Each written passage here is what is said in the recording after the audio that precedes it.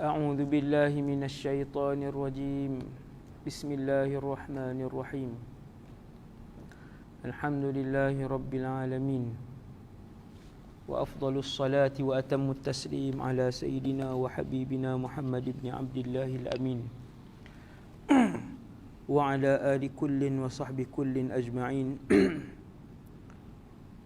ولا حول ولا قوة إلا بالله العلي العظيم ولا حول ولا قوة إلا بالله العلي العظيم ولا حول ولا قوة إلا بالله العلي العظيم وبعد أعوذ بكلمات الله التامات من شر ما خلق أعوذ بكلمات الله التامات من شر ما خلق أعوذ بكلمات الله التامات من شر ما خلق.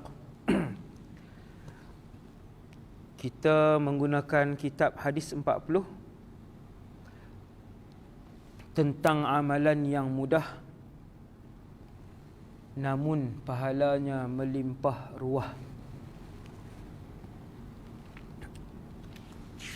Kitab ini karangan Al-Syekh Dr. Iyadah ibn Ayyub Al-Kubaisi, terjemahan Al-Syekh Hairul Nizam bin Mat Husain. قال المصنف والمترجم رحمهما الله نفعنا الله بهما وبعلومهما وبكم في الدارين آمين. Hadis ketiga Hadis ketiga, halaman yang ketujuh. Buku ni ada 40 hadis. Kita dah masuk hadis yang ketiga. Tuan-tuan yang kali pertama pada malam ni, tuan-tuan boleh tengok rakaman. Semoga kita mendapat manfaat. Hadis yang pertama, apakah amalan yang diajarkan oleh Rasulullah? Hadis yang kedua, apakah amalan yang diajarkan oleh Rasulullah? Amalannya kecil tetapi pahalanya melimpah ruah. Dan pada malam ni kita nak tengok hadis yang ketiga yang sangat masyhur. Orang yang selalu kaki kuliah memang selalunya akan tahulah dengan hadis ni. Tuan-tuan yang selalu mendengar kuliah, hadis ini sangat masyhur. Dan hadis-hadis yang saya bacakan kesemuanya adalah hadis sahih. Termasuk hadis pada malam ni riwayat Imam Muslim. Bismillahirrahmanirrahim. An Abi Hurairah radhiyallahu anhu anna Rasulullah sallallahu alaihi wasallam qala man da'a ila huda kana lahu minal ajri mithlu ujuri man tabi'ahu la yanqusu dhalika min ujurihim syai'a wa man da'a ila dalalah kana alayhi minal ithmi mithlu athami man tabi'ahu la yanqusu dhalika min athamihim syai'a. Rawahu Muslim. Terjemahan hadis daripada Abu Hurairah. Nama beliau Abdul Rahman ibn Sakhr. Sahabat yang kita duk panggil Abu Hurairah. Abu Hurairah tu nama beliau Abdul Rahman ibn Sakhr, dan beliau adalah umat Nabi Muhammad yang paling banyak meriwayatkan hadis daripada Nabi sallallahu alaihi wasallam. Nombor 1 paling banyak.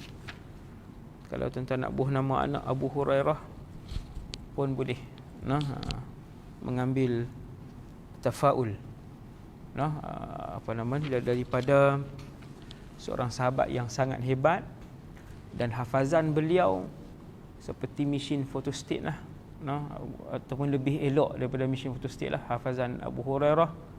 Setelah didoakan oleh Nabi SAW, beliau tidak langsung lupa setiap yang dituturkan oleh Rasulullah walaupun setelah 30 tahun menghafalnya. Masya Allah. Tak ada satu kataan, satu baris pun yang dilupakan oleh Abu Hurairah radhiyallahu anhu. Daripada Abu Hurairah bahawa Rasulullah sallallahu alaihi wasallam telah bersabda, barang siapa yang telah mengajak manusia kepada hidayah, kepada iman, siapa yang ajak orang untuk buat baik, Nescaya telah wujudlah baginya daripada pahala seperti bilangan pahala-pahala orang yang telah mengikutinya. La ilaha illallah.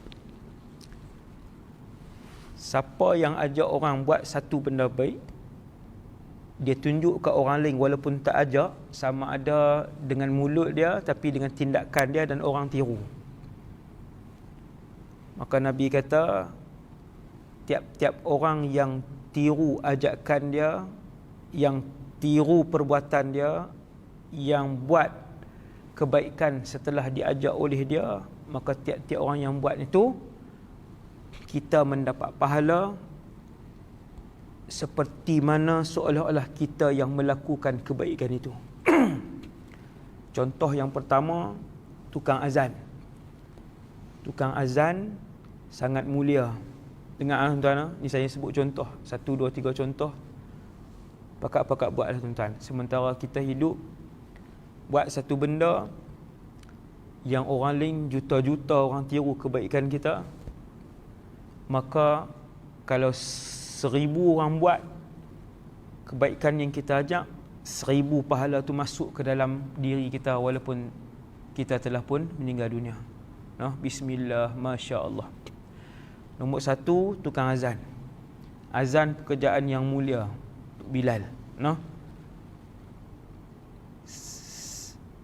Apabila satu orang azan, 1000 orang dengar dan mereka solat disebabkan azan tersebut, maka muazzin itu mendapat pahala 1000 orang solat. Dia sembahyang maghrib dan dia dapat pahala 1000 orang solat. Ini ada hadis lain tau. Ada hadis lain, bahkan Nabi sebut tiap-tiap makhluk Allah yang mendengar laungan azan itu akan memohon keampunan ataupun menjadi syahid kepada tukang azan itu di padang mahsyar kelak. Tiap-tiap makhluk ni tuan-tuan, tiap-tiap rumput yang hidup, tiap-tiap angin yang mendesir dan menderu, tiap-tiap pasir yang dilalui oleh suara azan tadi. Masya Allah. Azan. Contoh lain yang selalu saya buat contoh, Alhamdulillah. Contoh yang kita buat ialah meletakkan air minuman, air tapis. Meletakkan penapis. Orang panggil apa? Ayak tu lah. Ayak minum tu. Kowe, kuku tu lah, dan macam-macam al-hijrah dan sebagainya tu. Meletakkan penapis air ataupun air minuman di masjid ataupun di surau, maka tiap-tiap orang yang minum itu, maka kita juga mendapat pahala. Dan kebanyakan masjid dan surau dah ada penapis air tu, penapis air tu kebanyakan masjid dan surau.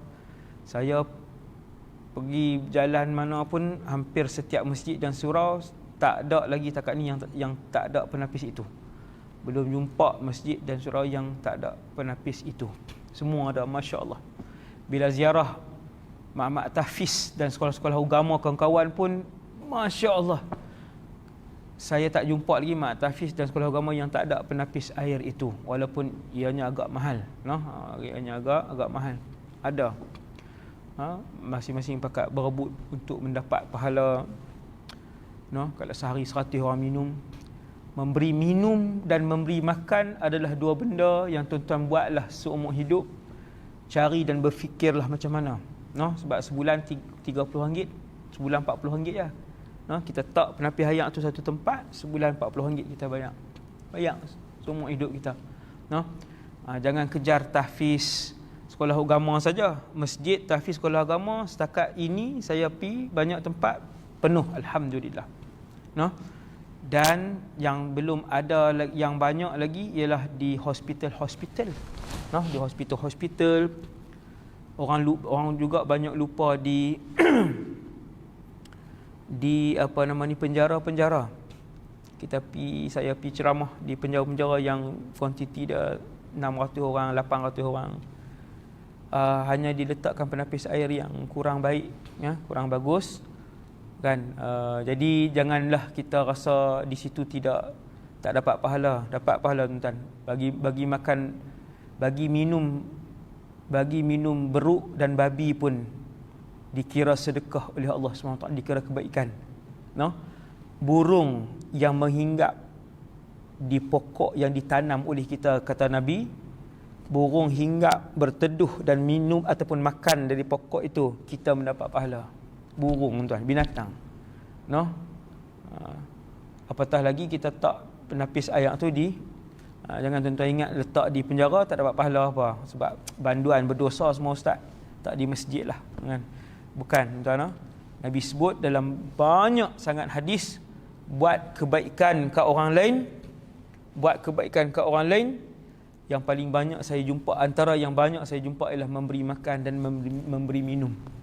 Carilah tuan-tuan dalam hidup tuan-tuan sementara masih hidup. Ajal maut tidak saya ketahui, tidak kita ketahui. Sediakan siap-siap tuan-tuan. Bermula daripada hari ini, siapa yang belum ada tempat jamu orang makan berterusan, menyediakan minuman kepada orang yang berterusan, sila sediakan siap-siap. Barang siapa yang mengajak orang lain untuk buat kebaikan, no? Ataupun dia buat kebaikan, macam beberapa tahun lepas ada satu orang dia ajak orang baca Yasin, no? Saya tak ingat dah, tapi saya pun tak ikut program tu. Cumanya katanya ribuan orang yang ikut bermunajat membaca Yasin, dengan keberkatan daripada Yasin tu memohon untuk Allah mengangkat pandemik COVID-19 ni, no? Ribuan orang pakai ikut, no? Maka dia telah mengajak orang ke arah iman, dia telah mengajak orang ke arah taqwa, dia telah mengajak orang ke arah kebaikan, menyediakan jalan dan lorong kebaikan. Tiap-tiap orang yang melakukan kebaikan, hasil ajakan dia, hasil tuntunan dia, maka dia mendapat pahala, no? Maka saya peringat yang jadi DJ di radio terutamanya radio-radio yang top 10 di Malaysia ni, tuan-tuan. Oh, Masya Allah, nak buat pahala sangat mudah. Orang yang jadi DJ yang hari-hari jutaan orang dengar, no? Dia tekan satu selawat, tuan. Dia tekan satu selawat je. Waktu dia jadi pengacara 4 jam, 6 jam tu, 4 jam tu, dia tekan 5 selawat, 10 selawat. 1 juta orang dengar, 1 juta orang lafaz selawat yang ditekan tu. Allahu Akbar. Sangat besar pahala dia. Orang yang ada kawash, ada restoran, ada kedai photostat, kedai stationery, ada kedai runcit ke apa, pasang zikir. Pasang zikir. Jangan pasang lagu bodoh yang membangkitkan nafsu syahwat, membangkitkan nafsu laki, membangkitkan nafsu perempuan. Pasang zikir. Hari-hari 1000 orang dengar masuk kedai kita. 1000 orang dengar masuk kedai kita. Ni yang Nabi sebut. Sesiapa yang mengajak manusia, melorongkan orang lain untuk melakukan kebaikan, melorong orang lain untuk melakukan, Allahu Akbar. Ni mereka yang memiliki akaun Facebook, Instagram yang ratus-ratus ribu ni, bahkan ada yang juta-juta ni, pasang sehari 5 minit bacaan Quran ke, pasang zikir 5 minit. 5 minit tu paling sikit lah tu kan, no? Yang ratus ribu pengikut, pasang bagi pengikut kamu dengar. 300,000 followers kamu, 600,000 followers kamu pasang zikir, masing-masing sebut Subhanallah walhamdulillah wala ilaha illallah wallahu akbar. Nabi kata satu zikir ini sebatang pohon Allah tanam kepada orang itu dalam syurga. 400,000 followers kita sebut, semua sebut. Bukan sekali kita pasang 5 minit. 5 minit berapa kali tuan-tuan? Darat pula dengan berapa ratus ribu kita punya followers pula.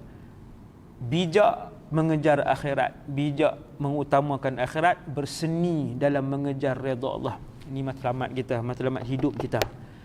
Mereka yang hebat akhirat, mesti dunia mereka hebat. Itu kaedah dia, no? Itu kaedah dia. Jangan terpedaya dengan slogan siapa yang kira akhirat saja, dunia mesti lekeh. Tidak, no? Tidak. Para sahabat termasuk Rasulullah sallallahu alaihi wasallam yang paling utama sekali, semua dah ajak kita, mereka yang mengutamakan akhirat, melebihkan akhirat, mesti cemerlang dunia dia, insya-Allah mesti cemerlang. Itu untuk orang yang tunjuk dekat orang lain benda baik dan orang tiru. Begitulah juga benda yang tak elok. Nabi sebut, sesiapa yang telah mengajak manusia kepada kesesatan, buka kedai judi.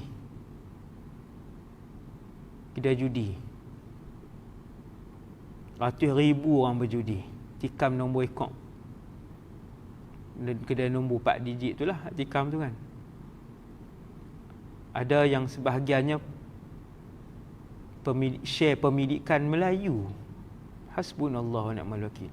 Majoriti memang bukan Islam, tetapi ada sebahagian kecil share pemilikan tu Melayu. Tak ada akhirat kah kita ni? Tak ada akhirat kah? Kita hidup selama-lamanya kah? Bila mai raya pakai baju Melayu pergi semayang raya. Semayang 5 waktu tak semayang. Kan? Tapi buka kedai judi. Bahaya ni. Kita tak berjudi tau, duduk di rumah. Sehari 50 orang berjudi di kedai kita. Orang tu lah. Sehari 50 orang berjudi buat dosa besar. Top 10 punya dosa besar, 50 orang duduk berjudi di kedai kita, kita duduk di rumah. Maka 50 dosa besar sedang ditulis oleh para malaikat. Walaupun kita duduk di rumah sedang membaca Al-Quran. Tu kalau rajin baca Quran lah. Kalau dia pun duduk di rumah, macam-macam kemurkaan Allah yang dia buat. Hasbunallah wa ni'mal wakil. Siapa yang ajak manusia lain buat kesesatan, lorongkan kepada orang lain untuk buat kesesatan, buat benda-benda dosa, dia telah menanggung dosa seperti bilangan orang-orang yang telah mengikuti dosa yang dia buat, yang dia tunjuk tu. Yang dia tunjuk. Sebab tu jangan pelik-pelik, hidup ni jangan pelik-pelik. Jangan semangat sangat nak lawan Islam. Semangat nak lawan Islam. Semua agama dia sokong kecuali Islam. Padahal dia Islam. Tunjuk dalam Facebook pula dia lawan Islam. Dia tu Islam. Dia nama Siti, dia nama Ahmad. Wal'iyadzubillah. Contoh. Tetapi disebabkan dia tegar lawan Islam, pakat tiru. Ribu-ribu orang duk ikut dia. Follow dia. Bagi sokong dia. Maka orang ni, dia duduk di rumah pun, mana-mana pengikut dia yang semangat sokong dia juga lawan Islam walaupun dia ni duduk di rumah, maka dia menanggung dosa-dosa yang dilakukan oleh orang lain tersebut.